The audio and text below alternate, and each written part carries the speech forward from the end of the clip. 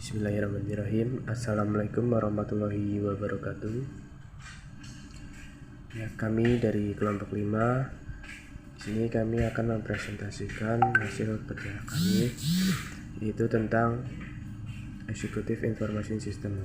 Sebelumnya, perkenalkan, nama saya Sabilal Khairi dengan NPM 0119075981. Tentunya saya tidak sendiri, saya bersama teman-teman saya.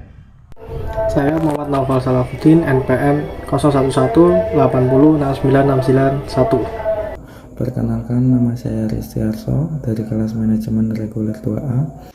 Perkenalkan, nama saya Singi Saputro, kelas manajemen reguler 2A, NPM 0121077821. Selanjutnya dengan saya Firman Maulana Hidayah. Baik, di sini saya akan menjelaskan tentang sejarah Executive Information System. Pada tahun 1960,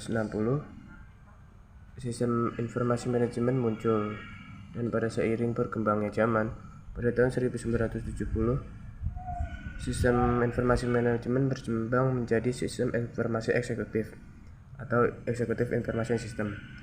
Executive Information System sendiri berfokus pada peraga grafis dan mainframe program yang berbasis komputer sehingga mudah untuk digunakan interface pemakainya.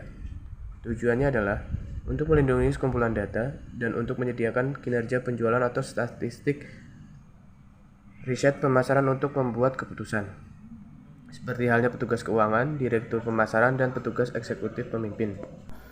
Untuk pengertiannya sendiri, Executive Information System adalah sistem berbasis komputer yang interaktif yang memungkinkan pihak eksekutif untuk mengakses data dan informasi sehingga dapat dilakukan pengidentifikasian masalah, pengeksplorasian solusi, dan menjadi dasar dalam proses perencanaan yang sifatnya strategis.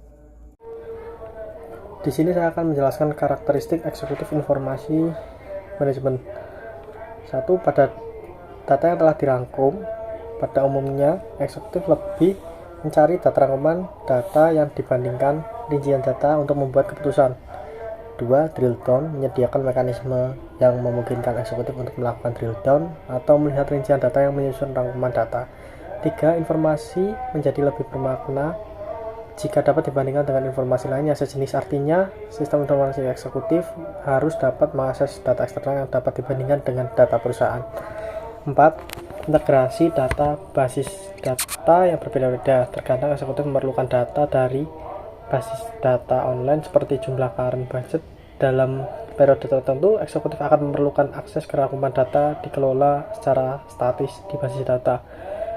5. Eksekutif lebih tertarik untuk melihat tren jangka panjang, misalnya 5 tahun ke depan. 6. Informasi yang disampaikan kepada eksekutif harus dalam bentuk yang ditentukan oleh faktor penentu kesuksesan yang didefinisikan oleh eksekutif. Pada kesempatan ini, saya akan menyampaikan tentang materi implementasi Executive Information System.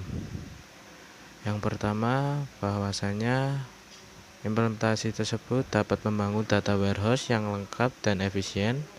Dan kedua, membuat prototipe sistem informasi eksklusif, membuat desain eksperimen dari seluruh sebagian sistem untuk menguji cobakan prosedur atau prinsip, teknik, dan tool tertentu.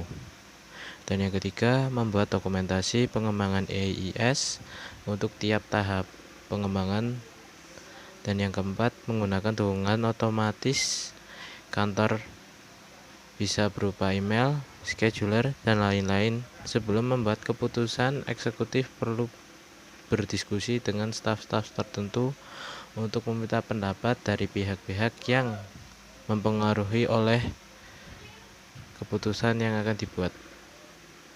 Saya akan membahas terkait faktor yang menyebabkan keberhasilan Executive Information System atau ACE. Faktor yang pertama adalah sponsor eksekutif, yaitu sponsor yang mengerti dan berkomitmen, eksekutif tingkat puncak atau CEO yang berfungsi sebagai sponsor eksekutif atau ACE agar mampu mendorong penerapan ACE di sebuah perusahaan. Selanjutnya ada faktor sponsor operasi.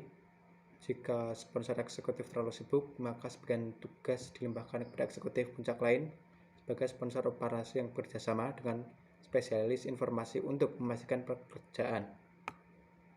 Faktor selanjutnya ada staf jasa informasi yang sesuai.